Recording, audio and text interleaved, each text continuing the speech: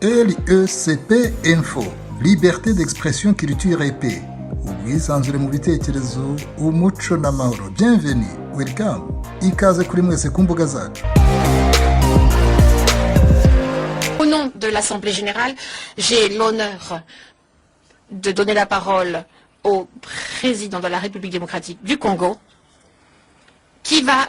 prendre la parole devant l'Assemblée générale. Monsieur le Président de l'Assemblée générale des Nations unies, Monsieur le Secrétaire général des Nations unies, Mesdames et Messieurs les chefs d'État et de gouvernement, Mesdames et Messieurs les chefs de délégation, c'est pour moi un grand honneur et un réel plaisir de prendre la parole du haut de cette tribune pour faire entendre la voix de mon pays, la République démocratique du Congo, sur les principales questions qui préoccupent au plus haut point la communauté internationale actuellement. Monsieur le Président, depuis mon élection à la tête de la République démocratique du Congo, je n'ai eu de cesse de me battre chaque jour pour la paix et la sécurité dans les provinces congolaises de l'Ituri, du Nord Kivu et du Sud Kivu. M'inscrivant dans une philosophie de réconciliation avec nos voisins,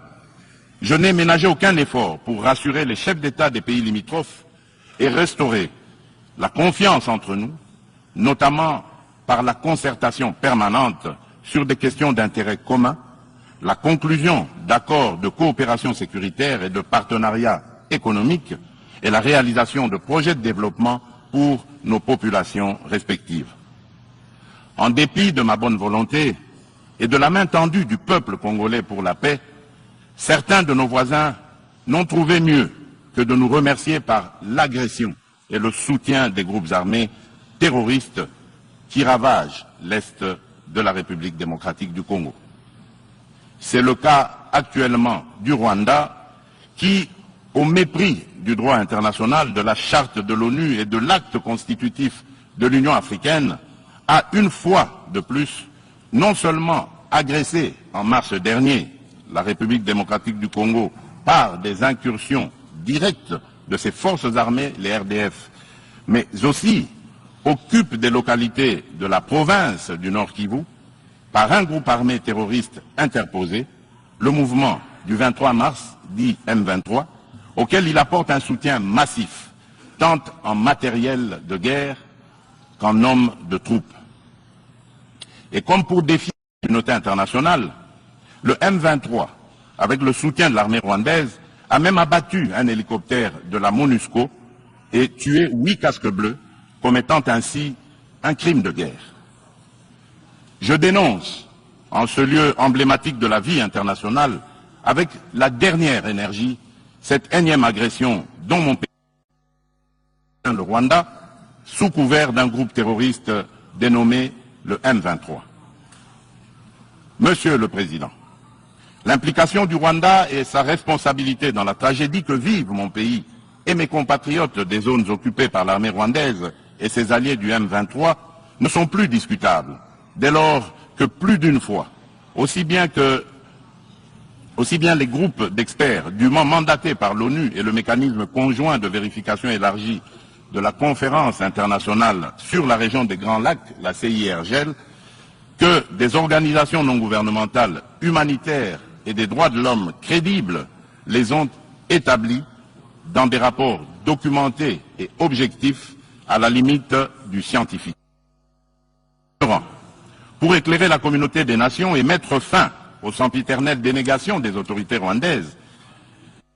le gouvernement congolais réitère sa demande au président du Conseil de sécurité de distribuer officiellement aux membres du Conseil le dernier rapport des experts de l'ONU sur la situation sécuritaire à l'est de la République démocratique du Congo et de le faire examiner avec diligence par lui afin d'en tirer toutes les conséquences qui s'imposent sur le plan du droit, de la paix et de la sécurité internationale. Il y va de l'image et de la crédibilité de notre organisation. Procéder autrement serait, d'une part, encourager le Rwanda à poursuivre son agression, ses crimes de guerre et ses crimes contre l'humanité en République démocratique du Congo, et d'autre part, nourrir davantage la suspicion légitime des Congolais sur l'impartialité de l'ONU, ainsi que la complicité de certains de ses membres dans ces crimes. C'est pour mettre fin à cette suspicion et dissiper l'ambiguïté de certaines positions du Conseil de sécurité sur la crise sécuritaire à l'est de la RDC, ambiguïté qui excède la population congolaise et exacerbe la tension entre elle et la mission de l'ONU pour la stabilisation du Congo, la MONUSCO, que le gouvernement de mon pays a demandé la réévaluation du plan de retrait progressif et responsable de cette mission. Cette démarche d'ajustement est exigée par le constat unanime, même au niveau le plus élevé de notre organisation, des faiblesses regrettables de la MONUSCO,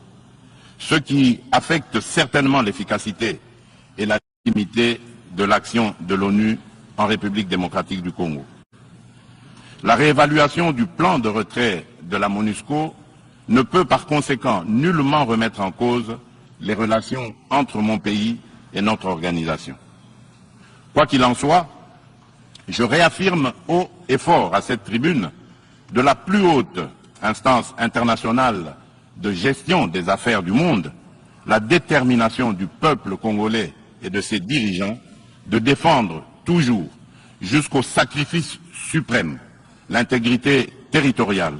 l'indépendance et la souveraineté de leur pays, dans le respect, bien sûr, du droit international et des engagements pris au sein des organisations internationales dont il est membre. C'est ici le lieu pour moi de préciser que l'État congolais et la société civile ne permettront jamais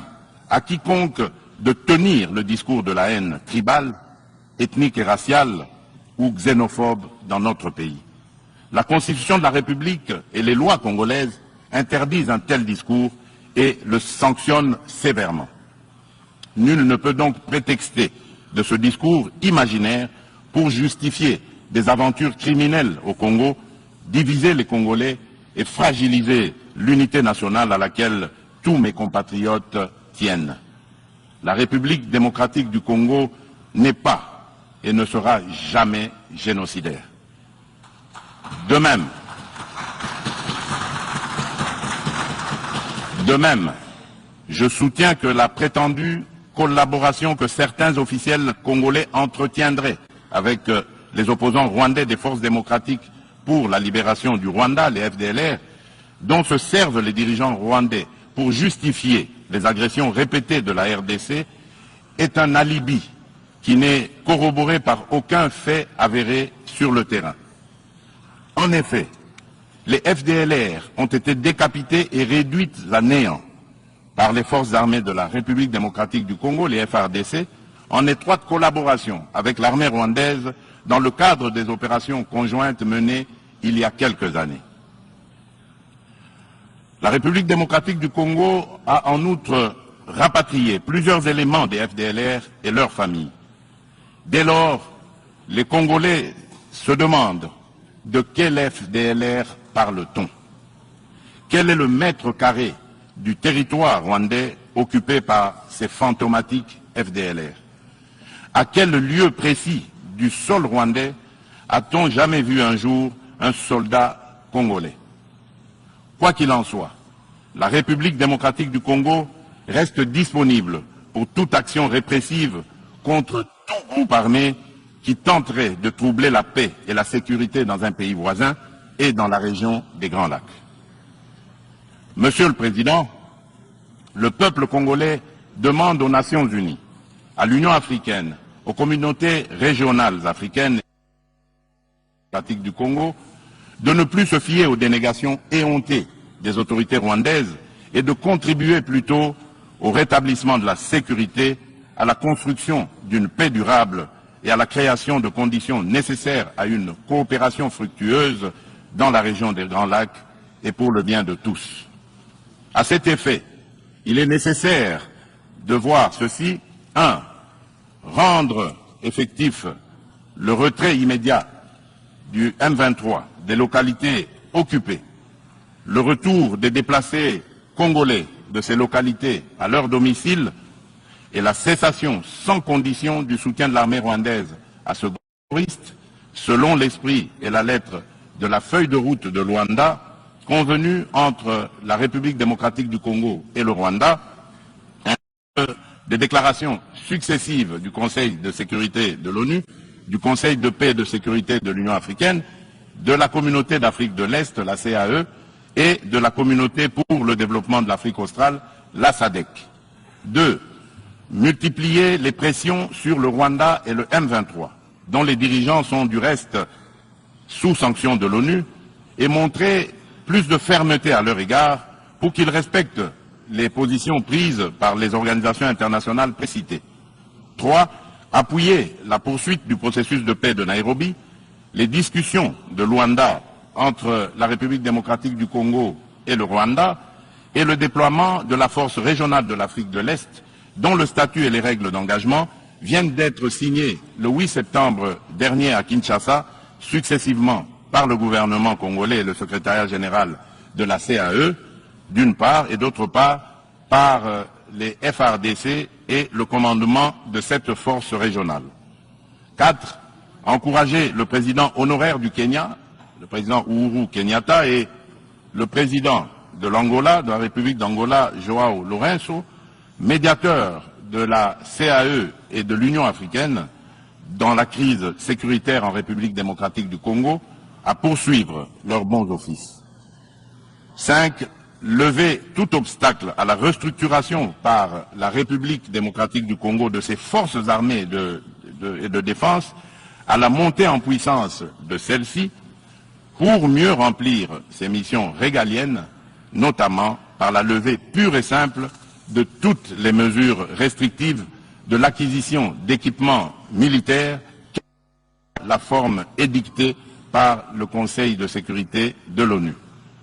La réalisation des actions préconisées ci-dessus garantira sans doute le peuple congolais de la certitude d'un règlement de la crise et facilitera un dialogue constructif entre toutes les parties concernées quant à ce. Monsieur le Président, nous, peuple congolais, sommes décidés cette fois-ci à mettre définitivement fin à l'insécurité à l'est de notre pays, quoi qu'il en coûte. L'heure a sonné de casser à jamais le cycle infernal de la violence à l'est de la République démocratique du Congo pour stabiliser la région des Grands Lacs afin de tirer le plus grand bénéfice de ses potentialités économiques ainsi que de sa riche biodiversité pour sauver l'humanité face au changement climatique. Je souhaite plein succès aux travaux de la 77e session ordinaire de l'Assemblée générale. Je vous remercie.